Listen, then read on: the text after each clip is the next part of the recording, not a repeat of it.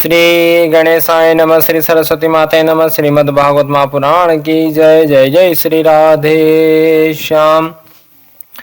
श्रीमद् भागवत महापुराण प्रथम खंड चतुर्थ स्कंद 23वां अध्याय राजा प्रथु की तपस्या और परलोक गमन। श्री मैत्रेय जी कहते हैं, इस प्रकार महामनस्वी प्रजापति प्रथु के स्वयमेव अन्न आदि तथा पुर ग्राम आदि सर्ग की व्यवस्था करके स्थावर जंगम सभी की आजीविका का सुभिता कर दिया तथा साधु जनोचित धर्मों का खूब पालन किया। मेरी अवस्था कुछ ढल गई है और जिसके लिए मैंने इस लोक में जन्म लिया था उस प्रजा रक्षण रूप ईश्वर आज्ञा का पालन भी हो चुका है। अतः अब मुझे अंतिम पुरुषार्थ मोक्ष के लिए प्रयत्न करना चाहिए। यह सोचकर उन्होंने अपने विरह में रोती हुई अपनी पुत्री रूपा पृथ्वी का भार पुत्रों को सौंप दिया और सारी प्रजा को बिलखती छोड़कर वे अपनी पत्नी सहित अकेले ही तपोवन को चल दिए। वहां भी वे वानप्रस्थ आश्रम के नियम अनुसार उसी प्रकार कठोर तपस्या में लग गए जैसे पहले गृहस्थ आश्रम में अखंड व्रत पूर्वक पृथ्वी को विजय करने में लगे थे। कुछ दिन तो उन्होंने कंदमूल फल खाकर बिताए, कुछ काल सूखे पत्ते खाकर रहे, फिर कुछ पखवाड़ों तक जल पर ही रहे और इसके बाद केवल वायु से ही निर्वाह करने लगे। वीरवर प्रथु मुनि व्रती से रहते थे। गर्मियों में उन्होंने पंचांगनियों का सेवन किया। वर्षा ऋतु में खुले मैदान में रहकर अपने शरीर पर जल की धाराएं सही और जाड़े में गले तक जल में खड़े रहे। वे प्रतिदिन मिट्टी की वेदी पर ही शयन करते थे। उन्होंने शीतोष्ण आदि सब प्रकार के द्वंद्वों को सहा तथा वाणी और मन का संयम करके ब्रह्मचर्य का पालन करते हुए प्राणों को अपने अधीन किया। इस प्रकार श्री कृष्ण की आराधना करने के लिए उन्होंने उत्तम तप किया। इस क्रम से उनकी तपस्या बहुत पुष्ट हो गई और उसके प्रभाव से कर्म मल नष्ट हो जाने के कारण उनका चित्त सर्वथा शुद्ध हो गया। प्राणायाम के द्वारा मन और इंद्रियों के निरुद्ध हो जाने से उनका वासना जनित बंधन भी कट गया। तब भगवान सनत कुमार ने उन्हें जिस परमोत्कृष्ट अध्यात्म योग की शिक्षा दी थी उसी के अनुसार राजा प्रथु पुरुषोत्तम श्री हरि की आराधना करने लगे। इस तरह भगवत परायण होकर श्रद्धा पूर्वक सदाचार का पालन करते हुए निरंतर साधन करने से परब्रह्मा परमात्मा में उनकी अनन्य भक्ति हो गई। इस प्रकार भगवत उपासना से अंतःकरण शुद्ध सात्विक हो जाने पर निरंतर भगवत चिंतन के प्रभाव से प्राप्त हुई इस अनन्य भक्ति से उन्हें वैराग्य सहित ज्ञान की प्राप्ति हुई और फिर उस त्रैव ज्ञान के द्वारा उन्होंने जीव के उपाधिभूत अहंकार को नष्ट कर दिया जो सब प्रकार के संशय विपर्य का आश्रय है। इसके पश्चात देहात्म बुद्धि की निवृत्ति और परमात्मा स्वरूप श्री कृष्ण की अनुभूति होने पर अन्य सभी प्रकार की सिद्धि आदि से भी उदासीन हो जाने के कारण उन्होंने उस तत्व ज्ञान के लिए भी प्रयत्न करना छोड़ दिया जिसकी सहायता से पहले अपने जीव को सका नाश किया था, जीव कोष का नाश किया था। क्योंकि जब तक साधकों को योग मार्ग के द्वारा श्री कृष्ण कथा अमृत में अनुराग नहीं होता तब तक केवल योग साधना से उसका मोह जनित प्रमाद दूर नहीं होता। फिर जब अंतकाल उपस्थित हुआ तो वीरवर प्रथु ने अपने चित्त को दृढ़ता पूर्वक परमात्मा में स्थिर कर ब्रह्मा भाव में स्थित हो अपना शरीर त्याग दिया। उन्होंने एडी से गुदा के द्वार को रोककर प्राण वायु को धीरे धीरे मूलधार से ऊपर की ओर उठाते हुए उसे क्रमशः नाभि हृदय वक्षस्थल कंठ और मस्तक में स्थित किया। फिर उसे और ऊपर की ओर ले जाते हुए क्रमशः ब्रह्मारंध्र में स्थित किया। अब उन्हें किसी प्रकार के सांसारिक भोगों की लालसा नहीं रही। फिर यथास्थान विभाग करके प्राण वायु को समष्टि वायु में, पार्थिव शरीर को पृथ्वी में और शरीर के तेज को समष्टि तेज में लीन कर दिया। हृदय आकाश आदि देहावच्छिन्न आकाश को महाआकाश में और शरीरगत रुधिर आदि जलीय अंश को समष्टि जल में लीन किया। इसी प्रकार फिर पृथ्वी को जल में, जल को तेज में, तेज को वायु में और वायु को आकाश में लीन किया। तदंतर मन को सविकल्प ज्ञान में जिनके अधीन वह रहता है, उन इंद्रियों में, इंद्रियों को उनके कारण रूप तन मात्राओं में और सूक्ष्म भूतों तन मात्राओं के कारण अहंकार के द्वारा आकाश, इंद्रिय और तन्मात्राओं को उसी अहंकार में लीन कर अहंकार को महतत्व में लीन किया। फिर संपूर्ण गुणों की अभिव्यक्ति करने वाले उस महतत्व को मायोपाधिक जीव में स्थित किया। तदंतर उस माया रूप जीव की उपाधि को भी उन्होंने ज्ञान और वैराग्य के प्रभाव से अपने शुद्ध ब्रह्म स्वरूप में स्थित होकर त्याग दिया। महाराज पृथु की पत्नी महारानी अर्ची भी उनके साथ वन को गई थी। वे बड़ी सुकुमारी थी, पैरों से भूमि का स्पर्श करने योग्य भी नहीं थी। फिर भी उन्होंने अपने स्वामी के व्रत और नियम आदि का पालन करते हुए उनकी खूब सेवा की और मुनि वृत्ति के अनुसार कंदमूल आदि से निर्वाह किया। इससे यद्यपि वे बहुत दुर्बल हो गई थी तो भी प्रियतम के कर स्पर्श से सम्मानित होकर उसी में आनंद मानने के कारण उन्हें किसी प्रकार का कष्ट नहीं होता था। अब पृथ्वी के स्वामी और अपने प्रियतम महाराज पृथु की देह को जीवन के चेतना आदि सभी धर्मों से रहित देख उस सती ने कुछ देर विलाप किया। फिर पर्वत के ऊपर चिता बनाकर उसे उस चिता पर रख दिया। इसके बाद उस समय के सारे कृत्य कर नदी के जल में स्नान किया। अपने परम पराक्रमी पति को जलांजलि दी, आकाश स्तुति, देवताओं की वंदना की तथा 3 बार चिता की परिक्रमा कर पतिदेव के चरणों का ध्यान करती हुई अग्नि में प्रवेश कर गई। परम साध्वी अर्ची को इस प्रकार अपने पति वीरवर पृथु का अनुगमन करते देख सहस्त्रों वरदायिनी देवियों ने अपने अपने पतियों के साथ उनकी स्तुति की। वहां देवताओं के बाजे बजने लगे। उस समय उस मंदराचल के शिखर पर वे देवांगनाएं पुष्पों की वर्षा करती हुई आपस में इस प्रकार कहने लगी। देवियों ने कहा, अहो यह स्त्री धन्य है, इसने अपने पति राजराजेश्वर पृथु की मन वाणी शरीर से ठीक उसी प्रकार सेवा की है जैसे लक्ष्मी जी यज्ञेश्वर भगवान विष्णु की करती है। अवश्य ही अपने अचिंत्य कर्म के प्रभाव से यह सती हमें भी लांग कर अपने पति के साथ उच्चतर लोकों को जा रही है।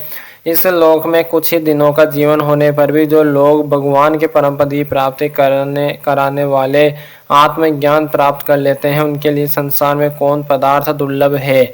अतः जो पुरुष बड़ी कठिनता से भूलोक में मोक्ष का साधन स्वरूप मनुष्य शरीर पाकर भी विश्व में आसक्त रहता है, वह निश्चय ही आत्मघाती है। हाय हाय, वह ठगा गया है। श्री मैत्रेय जी कहते हैं, विदुर जी जिस समय देवांगना इस प्रकार स्तुति कर रही थी, भगवान के जिस परम धाम को आत्मज्ञानियों में श्रेष्ठ भगवत प्राण महाराज पृथु गए, महारानी अर्ची भी उसी पति लोक को गई।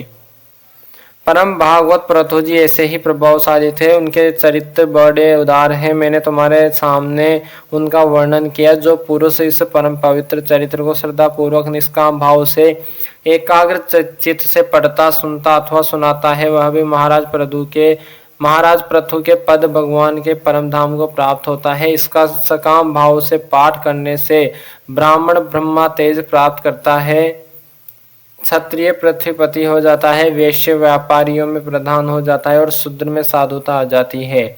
स्त्री हो अथवा पुरुष, जो कोई से आदर पूर्वक 3 बार सुनता है, वह संतानहीन हो तो पुत्रवान, धनहीन हो तो महाधनी, कीर्तिहीन हो तो यशस्वी और मूर्ख हो तो पंडित हो जाता है। यह चरित्र मनुष्य मात्र का कल्याण करने वाला और अमंगल को दूर करने वाला है। यह धन, यश और आयु की वृद्धि करने वाला, स्वर्ग की प्राप्ति कराने वाला और कलयुग के दोषों को नाश करने वाला है। यह धर्म आदि चतुर्वर्ग की प्राप्ति में भी बड़ा सहायक है। इसलिए जो लोग धर्म, अर्थ, काम और मोक्ष को भलीभांति सिद्ध करना चाहते हो, उन्हें इसका श्रद्धा पूर्वक श्रवण करना चाहिए।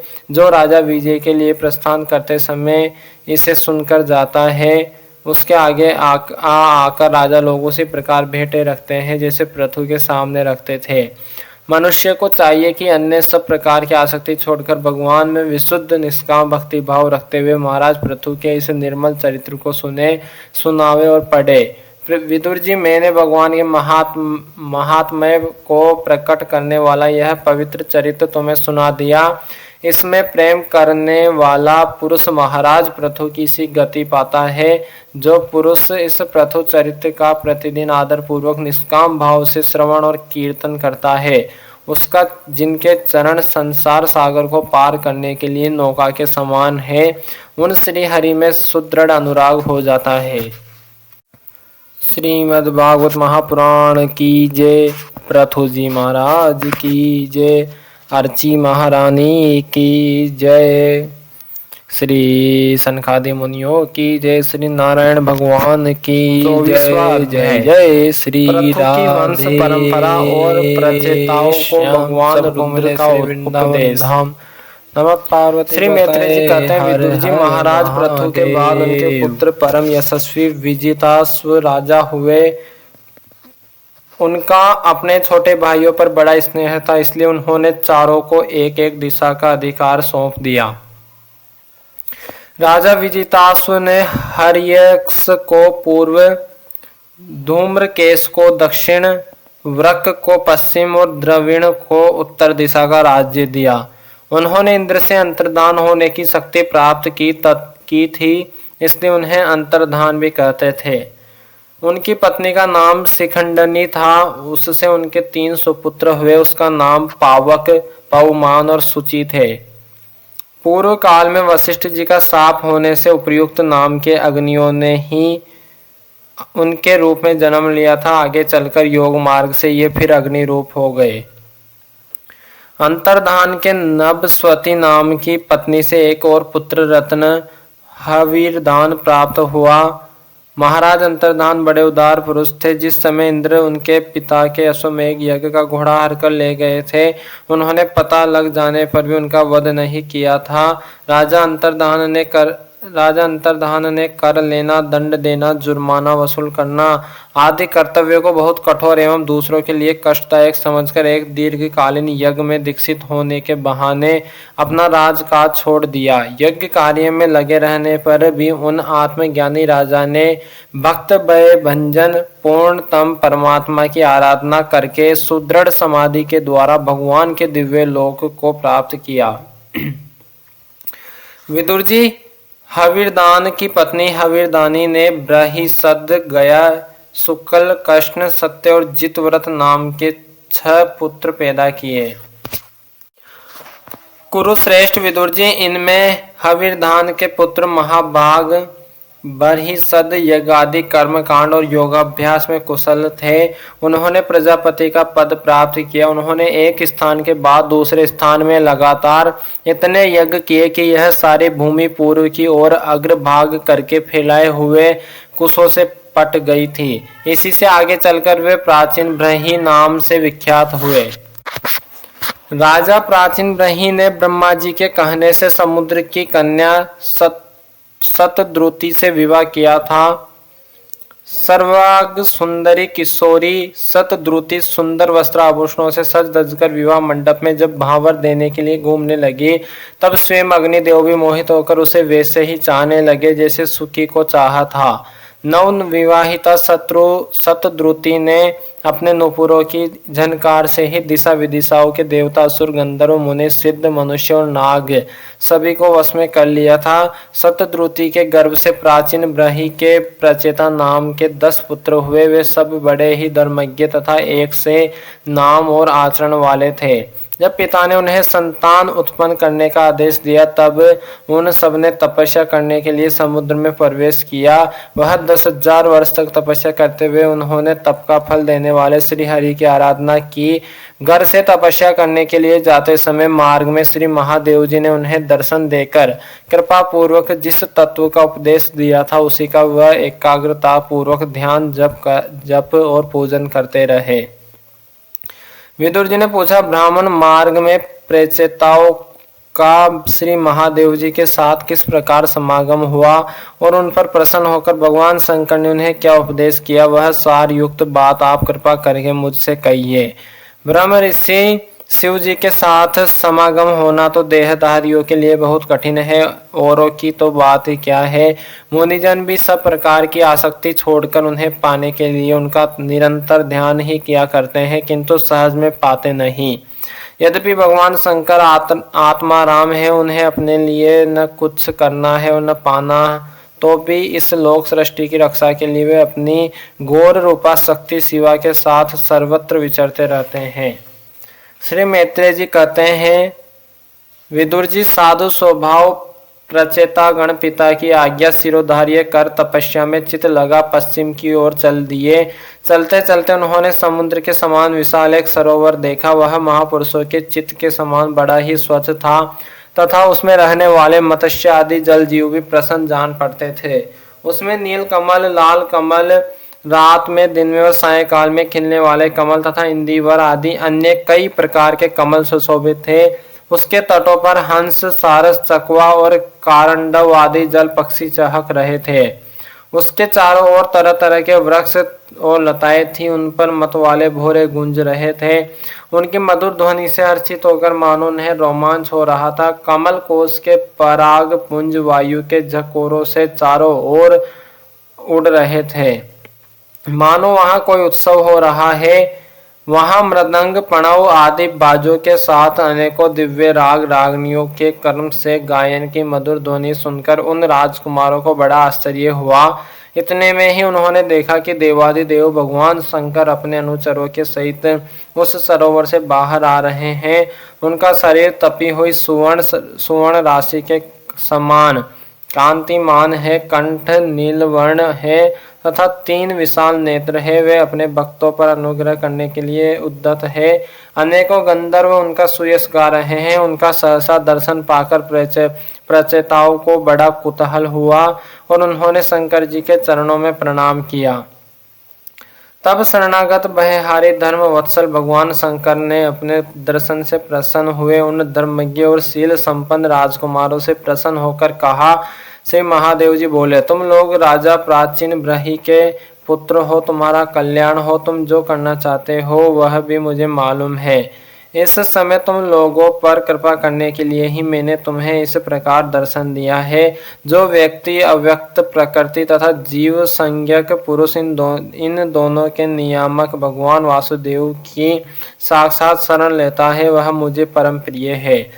अपने वर्णाश्रम धर्म का भलीभांति पालन करने वाला पुरुष 100 जन्म के बाद ब्रह्मा के पद को प्राप्त होता है और इससे भी अधिक पुण्य होने पर वह मुझे प्राप्त होता है। परंतु जो भगवान का अनन्य भक्त है वह तो मृत्यु के बाद ही सीधे भगवान विष्णु के उस सर्व प्रपंचातीत परम पद को प्राप्त हो जाता है, जिसे रुद्र रूप में स्थित में तथा अन्य आधिकारिक देवता अपने अपने अधिकार की समाप्ति के बाद प्राप्त करेंगे। तुम लोग भगवत भक्त होने के नाते मुझे भगवान के समान ही प्यारे हो। इसी प्रकार भगवान के भक्तों को भी मुझसे बढ़कर और कोई कभी प्रिय नहीं होता। अब मैं तुम्हें एक बड़ा ही पवित्र, मंगलमय और कल्याणकारी स्तोत्र सुनाता हूँ। इसका तुम लोग शुद्ध भाव से जप करना। श्री मैत्रेय जी कहते हैं, तब नारायण पारायण करुणाद्र हृदय भगवान शिव ने अपने सामने हाथ जोड़े खड़े हुए उन राजपुत्रों को यह स्तोत्र सुनाया। भगवान रुद्र स्तुति करने लगे।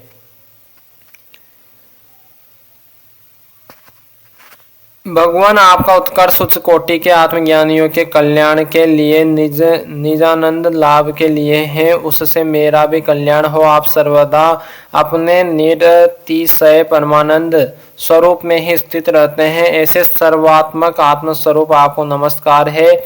आप पदानाभ समस्त लोकों के आदि कारण है।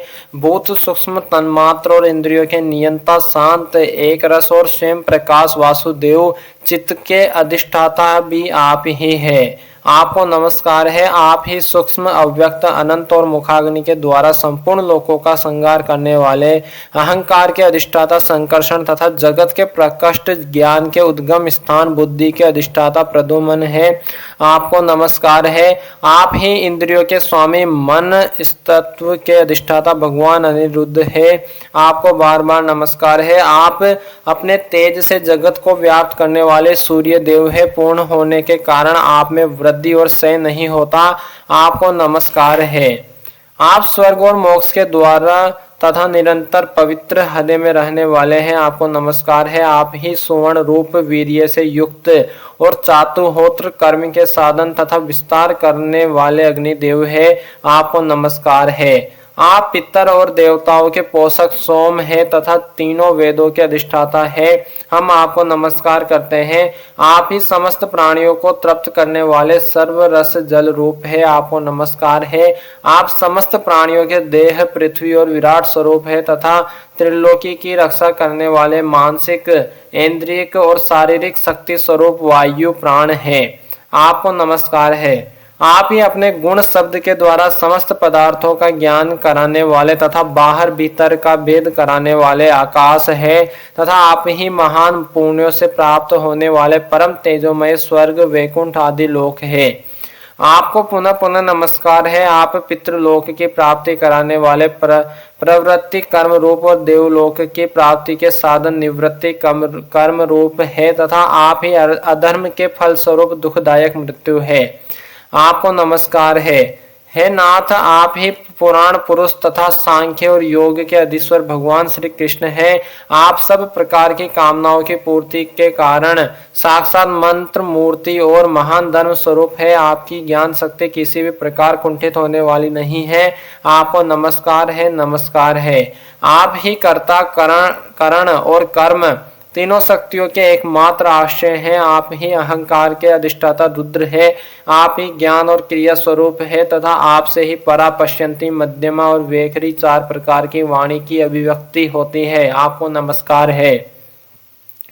प्रभु, हम आपके दर्शनों की अभिलाषा है, अतः आपके भक्त जन जिसका पूजन करते हैं और जो आपके निज जनों को अत्यंत प्रिय हैं, अपने उस अनूप रूप की आप हमें झांकी कराइए। आपका वह रूप अपने गुणों से समस्त इंद्रियों को तृप्त करने वाला है। वह वर्षा कालीन मेघ के समान सिन गद्द श्याम और संपूर्ण सौंदर्यों का सार सर्वस्व है। सुंदर चार विशाल भुजाएं, महामनोहर मुखारविंद, कमल दल के समान नेत्र, सुंदर बोहे, सुगढ़ नासिका, मनमोहिनी दंत पंक्ति, अमोल कपोल युक्त मनोहर मुखमंडल और शोभाशाली समान कर्ण युगल है। प्रीतिपूर्ण उन्मुक्त हास्य, तिरछी चितवन, काली काली घुंघराली अलके, कमल कुसुम की केसर के समान फहराता हुआ पीतांबर, झिलमिलाते हुए कुंडल, चमचमाते हुए मुकुट, कंकण, हार, नुपुर और मेखला आदि विचित्र आभूषण तथा शंख चक्र गदा पद्म वनमाला और कौस्तुभ मणि के कारण उसकी अपूर्व शोभा है। उसके सिंह के समान स्थूल कंधे हैं, जिन पर हार, केयूर एवं कुंडल आदि की कांति झिलमिलाती रहती है तथा कौस्तुभ मणि की कांति से सुशोभित मनोहर ग्रीवा है। उसका श्यामल वक्ष स्थल श्री वत्स चिन्ह के रूप में लक्ष्मी जी की नित्य निवास होने के कारण कसौटी की शोभा भी मात करता है। उसका त्रिवली से सुशोभित पीपल के पत्ते के समान सुडोल उदर श्वास के आने जाने से हिलता हुआ बड़ा ही मनोहर जान पड़ता है। उसमें जो भंवर के समान चक्रधार नाभि है, वह इतनी गहरी है कि उससे उत्पन्न हुआ यह विश्व मानो फिर उसी में लीन होना चाहता है। श्याम वर्ण कटिभाग में पीतांबर और सुवर्ण की मेखला शोभायमान है। समान और सुंदर चरण पिंडली, जांग और घुटनों के कारण आपका दिव्य विग्रह बड़ा ही सुगढ़ जान पड़ता है। आपके चरण कमलों की शोभा शरद ऋतु के कमल दल की कांति का भी तिरस्कार करती है। उनके नखों से जो प्रकाश निकलता है वह जीवों के हृदय अंधकार को तत्काल नष्ट कर देता है। हमें आप कृपा करके भक्तों के भयहारी एवं आश्रय स्वरूप उसी रूप का दर्शन कराइए। जगत गुरु, हम अज्ञान व्रत प्राणियों को अपनी प्राप्ति का मार्ग बतलाने वाले आप ही हमारे गुरु है। प्रभु, चित्त शुद्धि की अभिलाषा रखने वाले पुरुष को आपके इस रूप का निरंतर ध्यान करना चाहिए। इसकी भक्ति ही स्वधर्म का पालन कराने वाले पुरुष को अभय कराने वाली है। स्वर्ग का शासन करने वाला इंद्र भी आपको ही पाना चाहता है तथा विशुद्ध आत्मज्ञानियों की गति भी आप ही है। इस प्रकार आप सभी देहधारियों के लिए अत्यंत दुर्लभ है। केवल भक्तिमान पुरुष ही आपको पा सकते हैं। सत्पुरुषों के लिए भी दुर्लभ अनन्य भक्ति से भगवान को प्रसन्न करके जिनकी प्रसन्नता किसी अन्य साधन से दुसाध्य है, ऐसा कौन होगा जो उनके चरण तल के अतिरिक्त और कुछ चाहेगा। जो काल अपने अदम्य उत्साह और पराक्रम से फड़कती हुई बोहे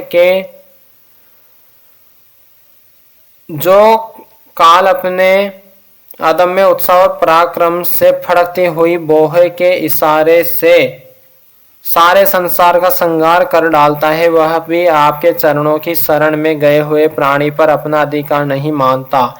ऐसे भगवान के प्रेमी भक्तों का यदि आदेश क्षण के लिए भी समागम हो जाए तो उसके सामने में स्वर्ग और मोक्ष को कुछ नहीं समझता। फिर मर्त्यलोक के तुच्छ भोगों को तो बात ही क्या है। प्रभु आपके चरण संपूर्ण पाप राशि को हर लेने वाले हैं। हम तो केवल यह चाहते हैं कि जिन लोगों ने आपकी कीर्ति और तीर्थ गंगा जी में आंतरिक और ब्रह्मा बाहा स्नान करके मानसिक और शारीरिक दोनों प्रकार के पापों को धो डाला है तथा जो जीवों के प्रति दया, राग, द्वेष रहित चित्त तथा सरलता आदि गुणों से युक्त है, उन आपके भक्त जनों का संग हमें सदा प्राप्त होता रहे। यही हम पर आपकी बड़ी कृपा होगी। जिस साधक का चित्त भक्ति योग से अनुग्रहित एवं विशुद्ध होकर न तो बाहा विषयों में भटकता है और न अज्ञान गुहा रूप प्रकृति में ही लीन होता है, वह अनायास ही आपके स्वरूप का दर्शन पा जाता है, जिसमें यह सारा जगत दिखाई देता है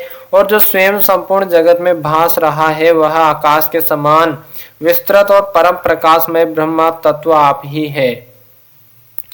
भगवान आपकी माया अनेक प्रकार के रूप धारण करती है। इसी के द्वारा आप इस प्रकार जगत की रचना, पालन और संहार करते हैं जैसे यह कोई सदवस्तु हो, किंतु इसमें आप में किसी प्रकार का विकार नहीं आता। माया के कारण दूसरे लोगों में ही भेद बुद्धि उत्पन्न होती है। आप परमात्मा पर वह अपना प्रभाव डालने में असमर्थ होती है। आपको तो हम परम स्वतंत्र ही समझते हैं। आपका स्वरूप पंचभूत, इंद्रिय और अंतःकरण के प्रेरक रूप से उपलक्षित होता है। जो कर्म योगी पुरुष सिद्धि प्राप्त करने के लिए तरह तरह के कर्मों द्वारा आपके इस सगुण साकार स्वरूप का श्रद्धा पूर्वक भलीभांति पूजन करते हैं, वे ही वेद और शास्त्रों के सच्चे मर्मज्ञ हैं। प्रभु आप ही अद्वितीय आदि पुरुष है। सृष्टि के पूर्व आपकी माया शक्ति से सोई रहती है, फिर उसी के द्वारा सत्व रज और तम रूप गुणों का भेद होता है और इसके बाद उन्हीं गुणों से महत्त्व, अहंकार, आकाश, वायु, अग्नि, जल, पृथ्वी, देवता, ऋषि और समस्त प्राणियों से युक्त इस जगत की उत्पत्ति होती है। फिर आप अपनी ही माया शक्ति से रचे हुए इन जरा युज, अंडज, स्वदेज, उदिभज भेद से चार प्रकार के शरीरों में अंश रूप से प्रवेश कर जाते हैं और जिस प्रकार मधुमक्खियां अपने ही उत्पन्न किए हुए मधु का आस्वादन करती है, उसी प्रकार वह आपका अंश उन शरीरों में रहकर इंद्रियों के द्वारा इन तुच्छ विषयों को भोगता है। आपके उस अंश को ही पुरुष या जीव कहते हैं। प्रभु आपका तत्व ज्ञान प्रत्यक्ष से नहीं अनुमान से होता है। प्रलय काल उपस्थित होने पर काल स्वरूप आप ही अपने प्रचंड एवं असहा वेग से पृथ्वी आदि भूतों को अन्य भूतों से विचलित कराकर समस्त लोकों का संहार कर देते हैं। जैसे वायु अपनी असहनीय एवं प्रचंड झोंकों से मेघों के द्वारा ही मेघों को तीतर बितर करके नष्ट कर डालती है। भगवान यह मोहग्रस्त जीव प्रमादवश हर समय इसी चिंता में रहता है कि अमुक कार्य करना है, इसका लोभ बढ़ गया है और इसे विषयों की ही लालसा बनी रहती है, किंतु आप सदा ही सजग रहते हैं। भूख से जीभ लपलपाता हुआ सर्प जैसे चूहे को चट कर जाता है, उसी प्रकार आप अपने काल स्वरूप से उसे सहसा लील जाते हैं। आपकी अवहेलना करने के कारण आप अपनी आयु को व्यर्थ मानने वाला ऐसा कौन विद्वान होगा जो आपके चरण कमलों को बिसारेगा। इसकी पूजा तो काल की आशंका से ही हमारे पिता ब्रह्मा जी और स्वयंभू आदि 14 मनुओं ने भी बिना कोई विचार किए केवल श्रद्धा से ही की थी। ब्राह्मण इस प्रकार सारा जगत रुद्र रूप काल के भय से व्याकुल है, अतः परमात्मा ने इस तत्व को जानने वाले हम लोगों के तो इस समय आप ही सर्वथा भय शून्य आसे हैं। राजकुमारों, तुम लोग विशुद्ध भाव से स्वधर्म का आचरण करते हुए भगवान में चित्त लगाकर मेरे कहे हुए इस स्तोत्र का जप करते रहो।